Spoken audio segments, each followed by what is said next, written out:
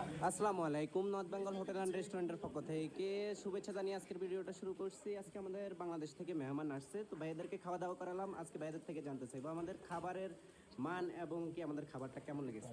ভাই আপনি তো খাবার শেষ, তো আপনি একটু বলবেন আপনার কাছে খেয়ে কেমন লেগেছে।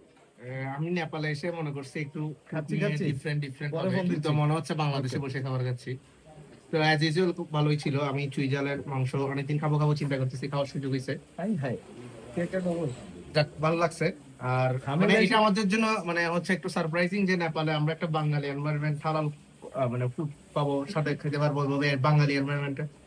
এটা ওভারঅল এক্সপেরিয়েন্সটা ভালো।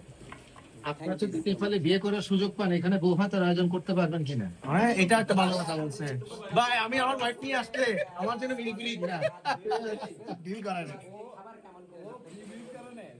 না, থ্যাংক ইউ ভাইয়া। আসলে মানে দিস ওয়াজ এক্সেপশনাল অ্যারেঞ্জমেন্ট যে আমরা এখানে এসে যে একটা বাংলাদেশি পরিবেশে বা এরকম যে খাবারের সুযোগ যে পাবো, মানে এটা আমরা কখনো চিন্তা করি নাই। মানে cooking, serving, everything was perfect. So আমরা আশা করব যে ওনারা এই কোয়ালিটিটা মেনটেন করবেন এবং আমরা বাংলাদেশিরা বাংলাদেশিরা যে যেখানে আছি তারা যেন বাংলাদেশের নাম যেন উজ্জ্বল করতে পারেন, আমরা সে দোয়া করবো আর কি। সবাই থ্যাংকস।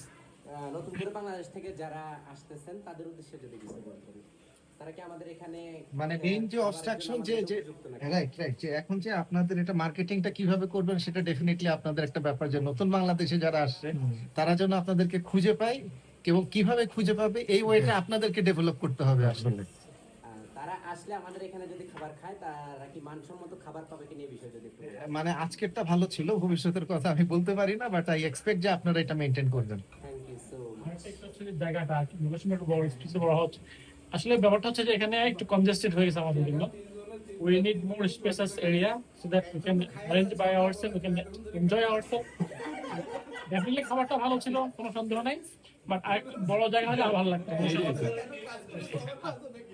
আমি না বলার জন্যই খাচ্ছি স্যার। না বলে বলেন যে ভাই আপনি এত সুন্দর কেন খাচ্ছেন? সবার খাওয়া শেষ, আপনি এখনো খাচ্ছেন। আলহামদুলিল্লাহ খাওয়া খুব ভালো হয়েছে, স্পেস একটু কনজাস্টেড।